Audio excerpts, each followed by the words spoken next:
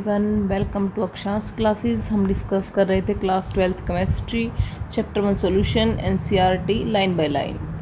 ठीक है, तो अब हमारा नेक्स्ट टॉपिक है Raoult's law as a special case of Henry law. जो रॉल्स लॉ है वो स्पेशल केस है हेनरी लॉ का। अब देखो ऐसा क्यों बोला गया है, क्योंकि जब हम रॉल्स लॉ को पढ़ते हैं ना तो हमें कहीं ना कहीं ऐसा फील होता है कि ये बिल्कुल हेनरी लॉ जैसा ही है। अब वो कैसे है देखिए, हमने रॉल्स लॉ में पढ़ा था P is directly proportional to X। ठीक है, उसमें हमने वहाँ भी यही पढ़ लिया। बस डिफरेंस क्या है, P इज इक्वल टू के एच एक्स कर दिया हेनरी लॉ के अंदर। इसमें क्या आया, P इज इक्वल टू, मान लो हम P1 की बात कर रहे हैं तो P1 is equal to P1 note X1। बात तो वही है।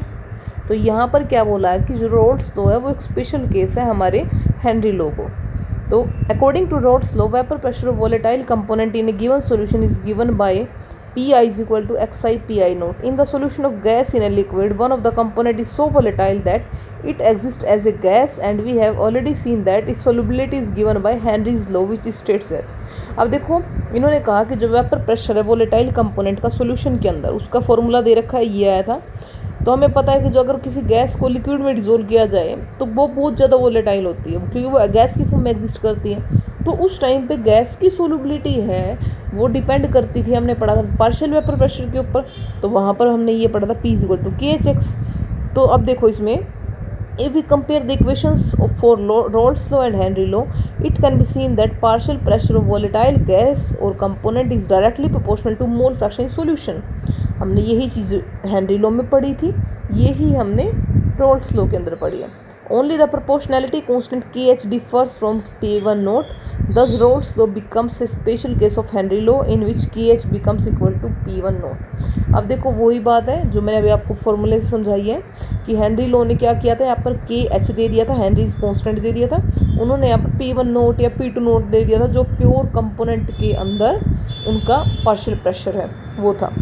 आगे नेक्स्ट टॉपिक है vapour pressure of solutions of solid in liquid. अभी हमने पढ़ा था लिक्विड इन लिक्विड, उससे पहले हमने हेनरी लॉ के टाइम पे क्या पढ़ा था, गैस इन लिक्विड। अब हम पढ़ेंगे solid in liquid. Another important class of solution consist of solid dissolved in liquid, for example sodium chloride, glucose, urea, cane sugar in water and iodine and sulphur dissolved in carbon disulphide. तो अब देखो, हमने और भी बहुत सारे तरह के सोल्यूशन हम देखते हैं, जैसे सॉलिड लिक्विड में डिजोल्व करते हैं सॉलिड को, जैसे सोडियम क्लोराइड यानी नमक को पानी में डिजोल्व करते हैं, ग्लूकोज को करो, यूरिया को करो, या केन शुगर है उसको करो। तो ये सारे क्या होते हैं, ये वाटर के अंदर सोल्यूबल होते हैं। नेक्स्ट है आयोडीन या सल्फर को हम डिजोल्व करते हैं कार्बन डाइसल्फाइड में। Some physical properties of these solutions are quite different from those pure solvent. तो इनकी जो फिजिकल प्रॉपर्टीज़ होती है वो थोड़ी सी अलग होती है प्योर सॉल्वेंट के कंपेरिजन में। फॉर एग्जाम्पल वेपर प्रेशर, जैसे कि वेपर प्रेशर है, liquids at a given temperature vaporise under equilibrium conditions. The pressure exerted by vapours of the liquid over the liquid phase is called vapour pressure.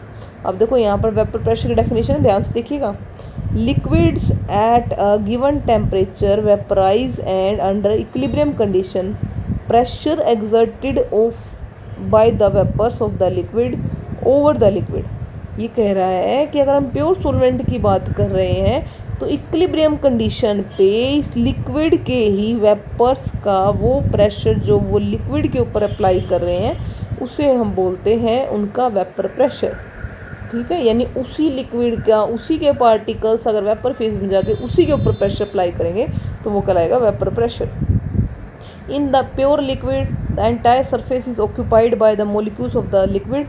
If a non-volatile solute is added to the solvent to give a solution, vapor pressure of the solvent is solely from the solvent alone. अब देखो, अगर हमारे पास सिर्फ solvent है तो वो easily vapour form में जा सकते हैं, कहीं से भी जा सकते हैं। ठीक है, लेकिन अगर मैं ये बोलूँ कि यहाँ पर मैंने सोल्यूट मिक्स कर दिया और सोल्यूट क्या है हमारा, नॉन वोलेटाइल है, तो अब क्या होएगा, जो ये पूरे सरफेस पे जहाँ पहले हमारे पास सोलवेंट के पार्टिकल्स है वहाँ पर साथ में सोल्यूट के पार्टिकल्स भी है जो उनको इजीली ऊपर नहीं जाने देंगे। अब वो ऊपर नहीं जाने देंगे तो वो प्रेशर कैसे लगाएंगे, अगर प्रेशर नहीं आए तो वहाँ पर प्रेशर क्या हो जाएगा, कम हो जाएगा। This vapour pressure of the solution in a given temperature is found to be lower than the vapour pressure of the pure solvent at the same temperature. तो यही बात करें, अगर प्योर सोलवेंट तो वो इजीली वेपर फॉर्म में जा सकता है, वहाँ से इजीली वेपर प्रेशर लगा सकता है। लेकिन अगर उसमें सोल्यूट के पार्टिकल्स है तो वो एक तरह से क्या करते हैं, वहाँ पर उसको स्पेस जो जितना हमें चाहिए होता है सोलवेंट के पार्टिकल्स को, उतना स्पेस नहीं मिलता, उतना प्रोवाइड नहीं कर पाते, तो वहाँ पर सोल्यूट के पार्टिकल्स भी हो जाते हैं जो क्या होते हैं, नॉन वोलेटाइल होते हैं, जिसकी वजह से वहाँ पर वेपर प्रेशर कम हो जाता है। In the solution, the surface has both solute and solvent particles. Thereby, the fraction of the surface over covered by the solvent molecules get reduced. ये कह रहे हैं कि सरफेस के ऊपर सोल्यूट और सोलवेंट दोनों के पार्टिकल्स आ जाते हैं, जिसकी वजह से जो फ्रैक्शन है कि सोलवेंट के पार्टिकल्स कितना सरफेस कवर कर पा रहे हैं वो उतना नहीं रहता, वो कम हो जाता है। Consequently, the number of solvent particles escaping from the surface is correspondingly reduced. दस vapour pressure is also reduce. तो ये क्या होता है, जो नंबर ऑफ सोलवेंट पार्टिकल्स है सरफेस के ऊपर वो कम हो जाते हैं, जिससे उनका वेपर प्रेशर भी कम हो जाता है। The decrease in the vapour pressure of the solvent depends on the quantity of the non volatile solute present in the solution. ये कह रहा है कि जो वेपर प्रेशर जितना कम हुआ है सोलवेंट का, वो डिपेंड करता है कि हमने जो सोल्यूट ऐड किया नॉन वोलेटाइल वो कितना करा, उसकी क्वांटिटी के ऊपर डिपेंड करता है, इरिस्पेक्टिव ऑफ इट्स नेचर, यानी उसके नेचर के ऊपर डिपेंड नहीं करता, उसके अंदर पार्टिकल्स कौन से उसके ऊपर डिपेंड नहीं करता, उससे कोई फ़र्क नहीं पड़ता क्या है, डिपेंड करता है उस क्वांटिटी कितनी है। For example, decrease in the vapour pressure of water by adding 1 mole of sucrose to 1 kilogram of water is nearly same to producing adding 1 mole of urea to the same quantity. मान लो मैं sugar ले रही हूँ, urea ले रही हूँ, कोई और सब्सटेंस है, सोडियम क्लोराइड ले रही हूँ, कुछ भी ले रही हूँ, मतलब कोई भी ऐसा सोल्यूट जो नॉन वोलेटाइल है उसकी क्वांटिटी डिपेंड करेगी कि सोलवेंट का वेपर प्रेशर कितना कम हुआ है। ठीक है, आई होप समझ में आ रहा होगा कि सोलवेंट के अंदर जो वेपर प्रेशर है वो कितना कम हुआ है सोलवेंट का सोल्यूशन के अंदर, सोल्यूशन बनाने के बाद वो डिपेंड करेगा कि सोल्यूट की क्वांटिटी कितनी ली गई है, नॉन वोलेटाइल सोल्यूट की क्वांटिटी कितनी है। ये डिपेंड नहीं करेगा कि वो सोल्यूट कौन सा और उसका नेचर कैसा है। Rolle's law in its general form can be stated as, for any solution the partial vapor pressure of each volatile component in the solution is directly proportional to its mole fraction। हमने roles law को पढ़ा था कि solution के अंदर जो partial vapour pressure होता है हर एक कंपोनेंट का, वो डायरेक्टली प्रोपोर्शनल होता है उसके मोल फ्रैक्शन के। अब देखो, in the binary solution let us denote the solvent by 1 and solute by 2। ये तो हमने बताया था मैंने कि बाइनरी सॉल्यूशन के अंदर जो ज़्यादा अमाउंट में होता है उसको हम 1 लेते हैं, जो कम अमाउंट में होता है उसको हम 2 लेते हैं। When the solute is non volatile only solvent molecules are present in the vapour phase contribute to the vapour pressure. Let's P1 the vapour pressure of the solvent, X1 is the mole fraction, तो P1 note क्या vapour pressure pure state के अंदर हो जाएंगे। तो according two roles law क्या आएगा, P1 is directly proportional to क्या आएगा, X1 हो जाएगा, तो P1 is equal to X1 P1 note. अब यहाँ पर हम क्या कर रहे हैं कि जो सोल्यूट है वो तो नॉन वोलेटाइल है, उसका तो वेपर प्रेशर है ही नहीं, तो जो सोलवेंट है उसका वेपर प्रेशर कम हो जाता है सॉल्यूशन के अंदर एज़ कंपेयर टू उस वेपर प्रेशर के अंदर जो उसका जब वो सोलवेंट था तब था, यानी प्योर स्टेट में वेपर प्रेशर ज़्यादा था, सॉल्यूशन में आने के बाद उसका वेपर प्रेशर कम हो गया है। ठीक है, तो यहाँ पर इन्होंने क्या किया, proportionality sign is equal to the vapour pressure of the pure solvent, यानी P1 नोट ले लिया जैसा कि हमने पिछली बार भी लिया था। तो plot between vapour pressure and mole fraction of the solvent is linear, तो जो यहाँ पर प्लॉट आया है वो क्या आया है, लीनियर आया है। उसके बाद देखिए ideal and non ideal solution. अभी आइडियल सॉल्यूशन क्या है, नॉन आइडियल सॉल्यूशन क्या है। आइडियल सॉल्यूशन क्या होता है, वो सॉल्यूशन जो हर एक कंडीशन में, चाहे कंसंट्रेशन ले लो, कुछ भी चेंज, मतलब कंसंट्रेशन कितनी भी करो आप, आपकी पूरी मर्जी है, तो हर एक कंडीशन में जो रोल्स लॉ को ओबे करेगा वो कहलाएगा आइडियल। अब देखो नाम क्या है, आइडियल, जबकि आइडियल तो कुछ ज़िंदगी में होता ही नहीं है लाइफ में, तो परफेक्टली आइडियल सॉल्यूशन एग्जिस्ट ही नहीं करता। ठीक है, लेकिन आइडियल सॉल्यूशन अगर मैं बताना हो कि आइडियल सॉल्यूशन है क्या, तो क्या है, आइडियल सॉल्यूशन क्या होता है, जो ओबे करे रोल्स लॉ को over the entire range of concentration, उसे हम क्या बोलेंगे, आइडियल सॉल्यूशन। ठीक है, the ideal solutions have 2 important properties. तो आइडियल सॉल्यूशन की 2 इंपॉर्टेंट प्रॉपर्टीज होती हैं, the enthalpy of mixing of the pure components to form solution is 0 and the volume of mixing is also 0। तो delta H mixing is equal to 0 होना चाहिए, delta V mixing is equal to 0, यानी जब हम उनको mix करते हैं solute को सोलवेंट के अंदर तो उस टाइम पे इंथैल्पी का कोई चेंज नहीं होना चाहिए, इंथैल्पी चेंज 0, और जो वॉल्यूम चेंज है वो भी 0 हो जाना चाहिए। ठीक है। It means that no heat is absorb और evolved when the component are mix, यानी कोई हीट एब्जॉर्ब नहीं हुई, कोई हीट इवोल्ड नहीं हुई जब सॉल्यूट को सॉल्वेंट में मिक्स किया। तो जो वॉल्यूम ऑफ सॉल्यूशन का वो भी क्या हो जाएगा, इक्वल होना चाहिए वॉल्यूम ऑफ टू कंपोनेंट्स। ठीक है, मान लो मैंने एक कप 100 ml लिया, एक 15 ml लिया, उनको मिक्स किया तो 115 हो गया। तो इस तरह से होना चाहिए। At a molecular level, ideal behavior of the solution can be explained by considering two components A and B। तो molecular level पे अगर हम बात करें तो ideal behavior को हम कैसे दिखा सकते हैं। मान लो मेरे पास दो मोलिक्यूल लिए हैं, अलग अलग मान लिए मैंने, सोलवेंट वाले अलग मान लिए, सॉल्यूट वाले अलग मान लिए। तो एक को मान लिया मैंने A, एक को मान लिया मैंने B। In pure components the intermolecular attraction will be A और बी बी टाइप। जब मैं सोलवेंट की बात करी तो उसमें सारे मान लो मोलिक्यूल ए है तो वो ए अट्रैक्शन होगी। सोल्यूट के अंदर बी पार्टिकल्स है तो उनकी अट्रैक्शन क्या हो जाएगी, बी अट्रैक्शन हो जाएगी। Whereas the binary solution in addition to this interactions A B type of interaction is also B present. लेकिन जब हम उनका सोल्यूशन बनाते हैं तो जो थोड़ा वो ए या बी इंट्रैक्शन रहेगी वो क्या बन जाएगी अब, ए बी इंट्रैक्शन। ठीक है, जब हम सोल्यूट और सोलवेंट को अलग अलग देते हैं तो उसमें क्या इंट्रैक्शन है, ए या सोल्यूट की बात करें तो बी इंट्रैक्शन है। लेकिन जब हम उनको कंबाइन करते हैं, मिक्स करने के बाद जो इंट्रैक्शन बनती है वो क्या बनेगी, ए बी इंट्रैक्शंस। ठीक है, if the intermolecular attractive forces between A and B are nearly equal to those between A B, this leads to the formation of ideal solution. यानी ए में जितनी इंट्रैक्शन थी और बी में जितनी interaction थी उतनी ही इंट्रैक्शन अगर ए बी में होती है तो हम उस तरह के सोल्यूशन को बोलते हैं कि वो क्या है, परफेक्टली आइडियल सोल्यूशन। ठीक है, a perfectly ideal solution is rare but some solutions are nearly ideal in behaviour. तो अब ये कह रहे हैं कि जो परफेक्टली आइडियल सोल्यूशन है वो तो है ही नहीं, रेयर है बहुत, लेकिन कुछ सोल्यूशन ऐसे हैं जो मतलब आइडियल सोल्यूशन की तरह बिहेव कर देते हैं। जैसे solution of n hexane and n heptane, देखो इनकी स्ट्रक्चर भी सेम है, फोर्सेस भी लगभग सिमिलर ही हैं, सब कुछ सिमिलर है। तो ये कह रहे हैं कि अगर एन हेक्सेन और एन हेप्टेन का सोल्यूशन लेते हैं तो वो क्या है, आइडियली बिहेव करता है। ऐसे ही ब्रोमो इथेन और क्लोरो इथेन का बिहेव करता है, बेंजीन और टोलविन का।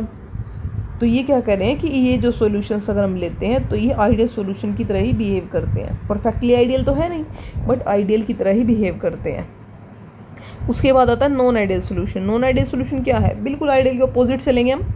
आइडियल में क्या बोला था, जो हर एक कंडीशन पे, हर एक कंसंट्रेशन पे रोल्स लॉ को फॉलो करे वो आएगा आइडियल। इसमें क्या आएगा, जो हर एक कंडीशन पे रोल्स लॉ को फॉलो नहीं करता वो कहलाएगा नॉन आइडियल सोल्यूशन। अब उसमें क्या था, delta H mixing is equal to 0, delta V mixing is equal to 0। तो इसमें ऐसा कुछ नहीं होता, ना डेल्टा एच मिक्सिंग 0 है ना ही delta V mixing is equal to 0 है। ठीक है, अब उसके बाद देखो, the vapour pressure of solution is either higher और lower than the predicted Raoult's law. ये कह रहा है कि जो वेपर प्रेशर है सॉल्यूशन का वो या तो उससे ज़्यादा आएगा जितना रोल्स लॉ ने बताया है, या उससे कम आएगा जितना रोल्स लॉ ने बताया है। अगर वो उससे ज़्यादा आता है तो उसे बोलेंगे पॉजिटिव डेविएशन, और अगर उससे कम आता है जितना रोल्स लॉ के अकॉर्डिंग आना चाहिए, जैसे कंपोनेंट का अलग अलग कंपोनेंट का हमने लिया था ना, उन्होंने क्या बोला था कि जो वेपर प्रेशर है वो अलग अलग कंपोनेंट के वेपर प्रेशर का सम होगा। ठीक है, उसको निकालने का भी फॉर्मूला बता दिया था उन्होंने। तो इसने कहा कि अगर ऐसा है, नॉन आइडियल सोल्यूशन क्या है, वो सोल्यूशन जो रोल्स लॉ को ओबे नहीं करते। इसका मतलब जो उनका कंप्लीट वेपर प्रेशर आएगा वो उतना नहीं आएगा जितना आइडियल इसके अकॉर्डिंग, रोल्स लॉ के अकॉर्डिंग आना चाहिए। या तो उससे ज़्यादा आएगा या उससे कम आएगा। अगर उससे ज़्यादा आता है तो वो कहलाएंगे पॉजिटिव डेविएशन, और अगर उससे कम आता है तो वो कहलाएगा negative deviation from Raoult's law. The plot of vapor pressure as a function of mole fraction for such solution are shown in the figure 1.6। तो आगे फिगर दे रखी देखिए 1.6, इसमें दिखा रखा है कि ये किस तरह से पॉजिटिव और नेगेटिव डेविएशन वाले हैं। अब देखो इसमें अगर हम फोर्सेस की बात करें तो फोर्सेस जैसे हमने आइडियल में क्या बोला, ए और बी की उतनी ही इंट्रैक्शंस है जितनी ए बी की है। ठीक है, अब देखो कोई भी सब्सटेंस है वो लिक्विड से अगर वेपर फॉर्म में जाता है तो इसका मीनिंग क्या है, इसका मीनिंग है कि उसके अंदर फोर्स ऑफ अट्रैक्शन कैसी होनी चाहिए, वीक होनी चाहिए। ठीक है, मान लो मैंने सोलवेंट के अंदर है ए इंट्रैक्शंस, सोल्यूट के अंदर है बी इंट्रैक्शन। ठीक है, सॉल्यूशन के अंदर आएगी ए बी इंट्रैक्शन। अगर ए इंट्रैक्शन और बी इंट्रैक्शन स्ट्रॉन्ग है लेकिन ए बी इंट्रैक्शन वीक हुई, ठीक है, अगर ये स्ट्रॉन्ग इंट्रैक्शंस हैं, ये वीक इंट्रैक्शन है, इसका मतलब क्या है, जो सोल्यूट और सोलवेंट जब अलग अलग थे तो उनके बीच में इंट्रैक्शन स्ट्रॉन्ग थी, सॉल्यूशन बनने के बाद वो वीक हो गई। वो इंट्रैक्शन जितनी वीक होगी वो ईजिली वेपर फॉर्म में जाएगा। अगर वो ईजिली वेपर फॉर्म में जाएगा तो वो जितना रोल्स लॉ के अकॉर्डिंग वेपर प्रेशर आना चाहिए वो उससे ज़्यादा शो करेगा, और अगर वो उससे ज़्यादा शो करेगा तो वो कहलाएगा positive deviation from Raoult's law. ठीक है, क्लियर हुआ। अगर इंट्रैक्शन ए बी की कम है as compare to A and B interaction, तो वो क्या शो करेंगे, पॉजिटिव डेविएशन। लेकिन अगर मैं ये बोल दूँ कि इनमें तो थी ए और बी में इंट्रैक्शन, ए बी के अंदर उससे भी ज़्यादा स्ट्रॉन्ग इंट्रैक्शंस आ गई, इससे भी ज़्यादा स्ट्रॉन्ग इंट्रैक्शन आने का मतलब है कि वो वेपर फॉर्म में नहीं जाएंगे इजीली, और अगर वो वेपर फॉर्म में नहीं जाएंगे तो वो रोल्स लॉ को ओबे नहीं करेंगे। मतलब एक तरह से ये बोल सकते हैं कि उनकी जो वेपर प्रेशर की जो वैल्यू आनी चाहिए थी वो उतनी नहीं आएगी, वो उससे कम आएगी। अगर इंट्रैक्शन ज़्यादा होगी तो वो ब्रेक नहीं होंगे, बॉन्ड ब्रेक नहीं होंगे, तो वो कैसे जाएंगे, वेपर फॉर्म में जा ही नहीं सकते। तो इसीलिए अगर इंट्रैक्शन ज़्यादा है तो वेपर प्रेशर कम हो जाएगा जितना आना चाहिए, और अगर इंट्रैक्शन कम है तो वेपर प्रेशर ज़्यादा हो जाएगा। अब देखो इसमें क्या दे रखा है, यही दे रखा है इन्होंने। पॉजिटिव डेविएशन के केस में क्या होगा, ए बी इंट्रैक्शन वीक हो जाएगी ए और बी से। क्यों होगा, क्योंकि इसमें देखो in this case intermolecular attractive forces between solute solvent particle is weaker than the solute and solvent. मैंने अभी आपको बताया ए बी इंट्रैक्शन वीकर है as compared to A and B, तो वो पॉजिटिव डेविएशन है। लेकिन अगर ए बी की अगर स्ट्रॉन्ग है तो वो नेगेटिव डेविएशन हो जाएगा। This means that in such a solution molecules of A or B will find it easier to escape than in pure state. This will increase the vapor pressure and result in the positive deviation.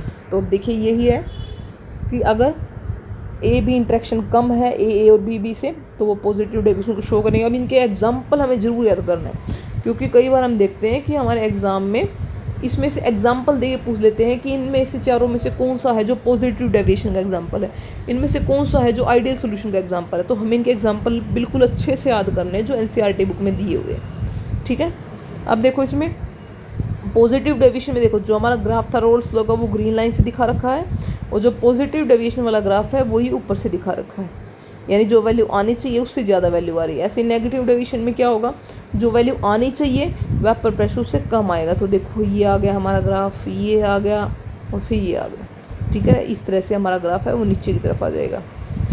तो अब देखो mixture of ethanol and acetone, ethanol और acetone है वो क्या show करेंगे, हमारे positive deviation को शो करेंगे। क्यों करेंगे, इथेनॉल के अंदर भी बॉन्डिंग अच्छी है मॉलिक्यूल्स के अंदर, एसीटोन में भी अच्छी है, लेकिन जब इन दोनों को मिक्स किया जाता है तो वहाँ पर वो बॉन्डिंग इतनी अच्छी नहीं होती, इसकी वजह से वो पॉजिटिव डेविएशन को शो करते हैं। In pure ethanol molecules are hydrogen bonded, on adding acetone its molecule get in between the host molecule and break some of the hydrogen bond between them. हमें पता है कि जो इथेनॉल होता है उसके अंदर हाइड्रोजन बॉन्डिंग होती है, लेकिन जैसे उसके अंदर हम एसीटोन ऐड करते हैं तो मोलिक्यूल्स हैं होस्ट मोलिक्यूल के बीच में, वो क्या होता है एक तरह से एसीटोन उनके बीच में आ जाता है, जिसकी वजह से कुछ हाइड्रोजन बॉन्डिंग है वो ब्रेक हो जाती है, वहाँ पर उतनी हाइड्रोजन बॉन्डिंग नहीं रहती जितनी होनी चाहिए थी।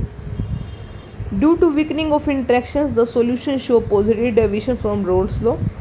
ठीक है, तो जिस वजह से क्या होता है वो पॉजिटिव डेविएशन शो करता है।